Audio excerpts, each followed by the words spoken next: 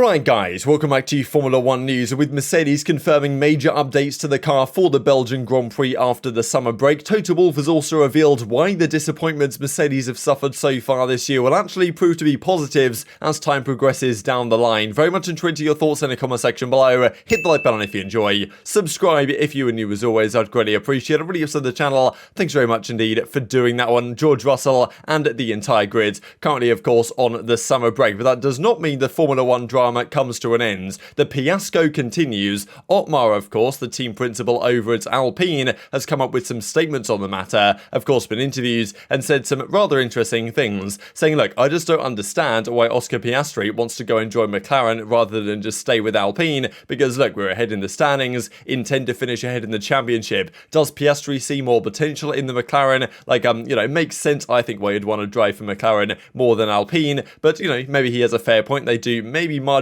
have the faster car right now, and Lando Norris, of course, is delivering the goods on the circuit in an arguably inferior McLaren, but the numbers this season don't look good for McLaren. Only 95 points so far this year in 2022, lower than the last two seasons, significantly lower, of course, than last year. Yes, like 70 of these points, or 75 or whatever, have come from Lando Norris. The remaining ones have only come from Daniel Ricciardo, right? So yes, not been a pretty time. If they had two drivers putting up the same points that Lando is putting up, they'd have had a better season so far, but of course Ricciardo hasn't been on the pace, and therefore he's getting dropped, and Piastri seemingly is coming in. Apparently though, there are plenty of drivers interested in this Alpine seat. Omar reckoned 14 drivers reached out to Alpine interested in that seat, which goes to show quite how valuable and sought after these Formula 1 seats are. But yes, we would imagine Daniel Ricciardo has been one of those drivers that does seem the most likely possibility that Ricciardo could kind of return to Renault, Alpine as they are now known in Formula 1, for after a previous tenure there from the McLaren seat, and Piastri will go the other way. That seems most likely, but many other drivers also interested, as you might well expect. I believe Nico Hülkenberg as well. He was kind of doing some tweets implying that he wants to get back in a seat as well on a full-time basis. He did sub in briefly in Bahrain, I think, and also Saudi Arabia for Sebastian Vettel at the start of this year, but plenty of drivers throwing their hat into the ring. He goes on to say the following actually about the Alonso situation. I don't know how much they're going to pay him at Aston Martin, but to be honest, I don't know, which we imagine Alonso's got a nice little pay rise over there under Lawrence Stroll, and also gets a nice contract, the multi-year deal he wanted over at Aston Martin.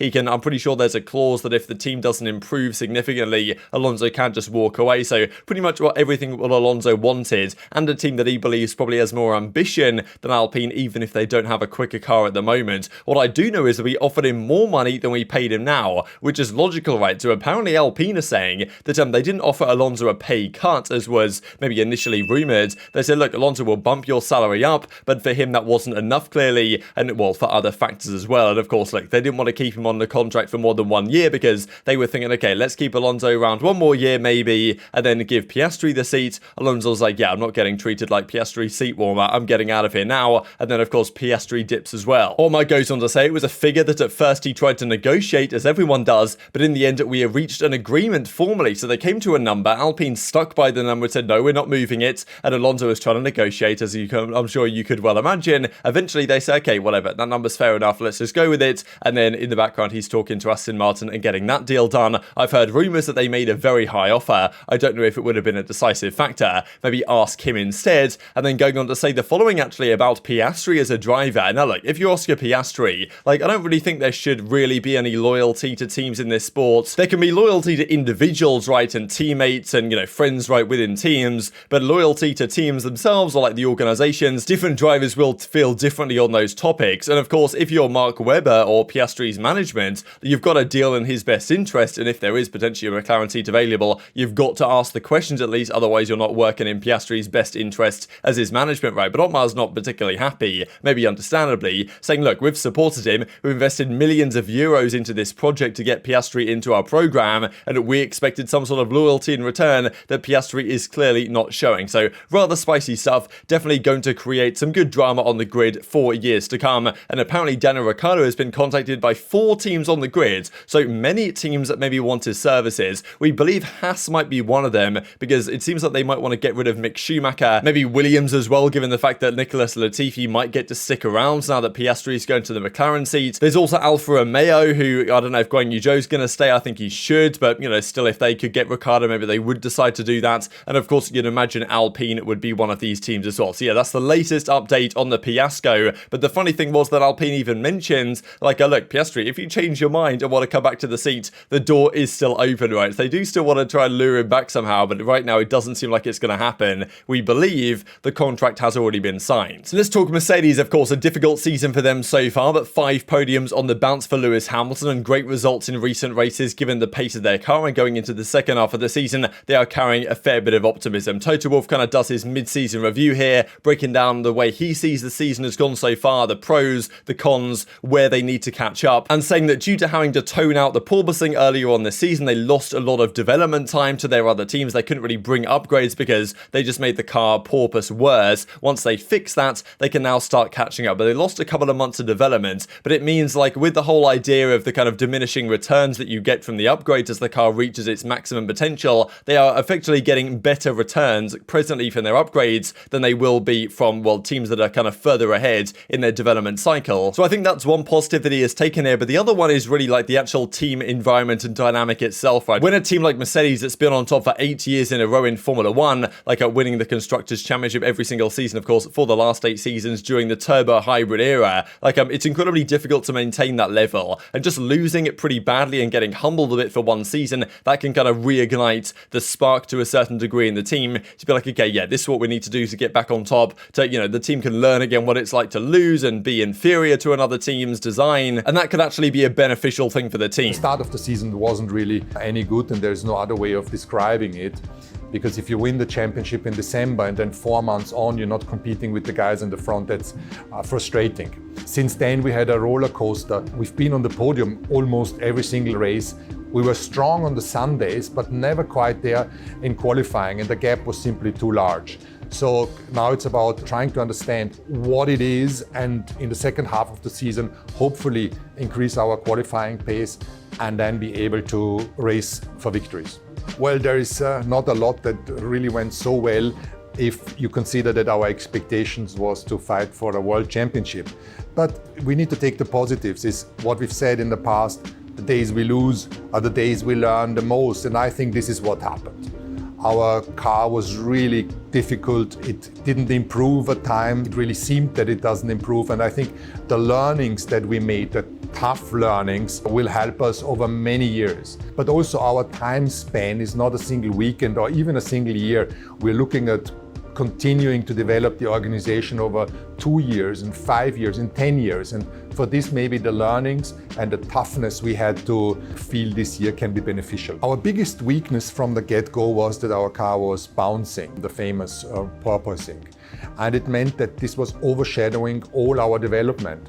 We couldn't really develop the car aerodynamically and put updates on, because the more downforce we had in the car, the worse the bouncing was. But I think since Barcelona we have understood better, and now going into shutdown the car has no porpoising anymore. But having said that, we are missing a few months of development, and this is really where we're playing a catch-up game with the guys in front. We haven't met our expectations so far. We are strong and solid third on the road, but that is not our aim. But in the same sense, we can't feel any sense of entitlement, because the moment you think you should be winning, this is really the downfall. So we're humble about our expectations. We're humble about our competitors. They've done a great job. It's a lot of good people, but we are also clear about our objectives. And this is to go back at the front, fight for race victories, and eventually be in a position to fight for a world championship. So Mercedes definitely believe there are some positives here to them getting it wrong. Not only do they have potentially more potential still in the car than maybe there is, like maybe Ferrari are pretty much near the limit of what is possible with that F175, and maybe the case for Red Bull as well, despite the talks about maybe saving weight and stuff like this, which is still possible for some of these teams. But Mercedes seemingly have maybe a fair bit more to give in their car. Like, they believe they're not going to magically gain a second on their opposition by the end of the season, but he believes that they can get back to level terms, then they'll have had a successful year. And I think it will be a very, well, good character building year as well for the team in terms of what they plan to do going forwards. And even I think George Russell said not that long ago that